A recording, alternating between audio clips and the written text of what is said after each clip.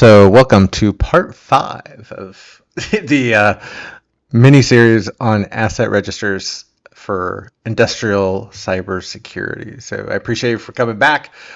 This is actually going to be the shortest part. So, it's really just a recap of what we've been talking about as far as the importance of asset registers. Building those asset registers is whether we are walking the environment or are we doing active scanning, at least maybe in some manner, but maybe not at the lower levels of the Purdue model when we talk about especially scanning against true industrial control systems like PLCs and DCS and SIS and RTUs. And so we typically won't scan those actively, but if at a higher level where we have Windows servers and workstations and laptops, for me, I knock ourselves out. Right? It's if we lost one of those systems, it's not going to impact safety. It's not going to impact environmental safety, physical safety, and it's not going to impact the availability of the site.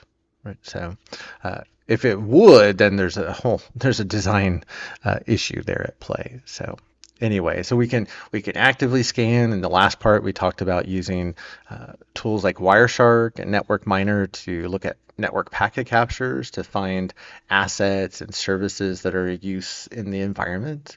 And then we also talked briefly about we can review existing project data, documentation, the project files, and process data to be able to also help to build out that asset register. But the idea is now that we have an asset register, and hopefully it's as complete as possible, the idea is what would happen if an attacker was able to get a copy of that asset register. So that attacker is now in possession of a list of all the systems on your industrial control network. It has all the IP addresses, the MAC addresses, a list of all the services running on those assets, the applications that are installed. It has the versions, the manufacturer, so we could use that information like we had talked about previously to find potential vulnerabilities in those systems that the attackers could use to compromise those individual assets. So there's a lot an attacker could do. So looking for an asset register, if an attacker was able to gain access to them, that's the holy grail. Right? That's the golden ticket that they can use to go through fairly quickly, I would think, and take control over pretty much the entire control system network. So hopefully that highlights this idea that is extremely important that we protect that asset register wherever it's stored. So just a couple of thoughts. So wherever we're storing it digitally, make sure that it's on a system that has been hardened. Typically, it's going to be a Windows server that we use for storing files. So we want to make sure we use different system hardening guidelines like those that are made available for the Center for Internet Security. Right? Wherever it's stored, we also want to make sure that it's encrypted. We don't encrypt as much in the industrial control system world than we do in IT, right? Not as much encryption in OT, but when we're talking about the asset register, and again, it really acts as that treasure map essentially for attackers for them to be able to come right into the environment and go right where they need to take control over the systems, right? We need to be extremely careful. So we do want to make sure that file itself is encrypted. So if it's an Excel spreadsheet, which is very typical, right? We want to make sure it's password protected, which uses a basic form of encryption, but then it's also stored on an encrypted partition. If it's ever transferred over the wire, maybe like over a web browser, then that should be encrypted with HTTPS. So you want to use encryption everywhere possible when related to the asset register. So we also look at access controls, making sure that only authorized personnel have access to the asset register. Not everybody that works in the environment needs access to the asset register. Now, there's a good portion that might need access to the asset register. Maybe they don't even need access to the entire asset register, maybe just a portion of it. So depending on how far you want to take it, you can partition that data down even further and assign different access. That's probably going too far for a lot of environments, but at least a high level, make sure that the access to the file is restricted to only those individuals that need access. So it does reduce the risk of either a malicious insider, or if an attacker gains access to one of your employees' accounts, it reduces the risk that the attackers can gain access to the asset register as those individuals. So talk about physically securing wherever that asset register is stored. If it's on a USB drive, and that USB drive, especially if it's unencrypted, walks out the door, they have access to the data, right? So if it's, forbid it's on a USB drive, but at least make sure the drive is encrypted.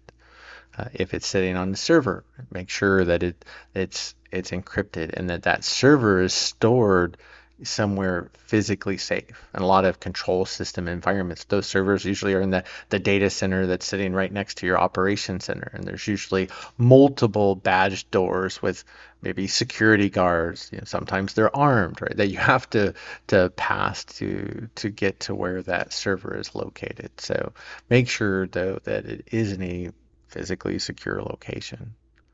And other things to consider. I think those are the high level, but you want to make sure, right, that it's protected from loss. You don't want it to fall into the attacker's hand, because again, they can use it as really, again, that roadmap, the blueprint, the treasure map to come into the environment and fairly quickly and easily take control over probably the vast majority of your assets. And at that point, they have complete control essentially of your facility. And that's, of course, not what we want to have happen from a cybersecurity perspective. One last quick mention is to make sure that we're updating the assets register, right? So we want to make sure that it is continually updated over time. And this comes into play not just from an operations and maintenance perspective, but also when you think of things like incident detection and response or vulnerability management. If I receive an alert, let's say in our SIM in the control system network, and it shows an alert associated with an IP address, I should be able to go to the asset register and look up what asset that is. If that information is not in the asset register, then we have more than a few issues, right? One is there's probably an issue with our change control procedures. Obviously, there's a visibility issue. Our asset register is lacking, right? So there's definitely issues that we need to address. So make sure that the asset register is updated continually, and that as changes in the environment are made, as assets are added, as they're removed, right, as they're decommissioned, make sure those are reflected in the asset register. And then when you get into also I always think of from a vulnerability management and an incident detection or response process, you think of, well, what happens if all of a sudden there's a asset that we find on the network that's not in the asset register? And more than likely, probably 99% of the time, it's an asset that an authorized person placed on the network. But every once in a while it is rare, it does happen. And I've seen environments where it has, where either a malicious insider or an outside attacker has gained access to the environment, and they've planted a device or an asset on the network. So you want to make sure that, again, from that incident detection and response process, that we know what's out there. So once we know what's out there, if anything new pops up, we can investigate. Again, most of the time, if you see something new pop up, it just didn't get added through the normal change management procedures. But we have to respond every time as if it is malicious, because every once in a while it is. And we want to make sure that we're able to contain that activity as quickly as possible, right? Find that asset, get it off the network before it causes any damage. And with that, I want to say thank you for everybody, especially if you made it through all 5 parts of the series.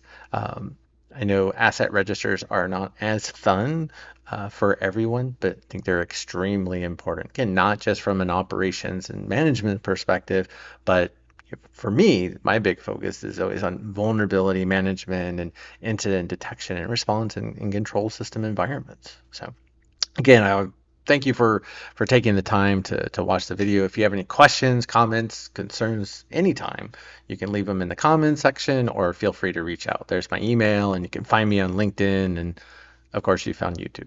So thanks again, and take care.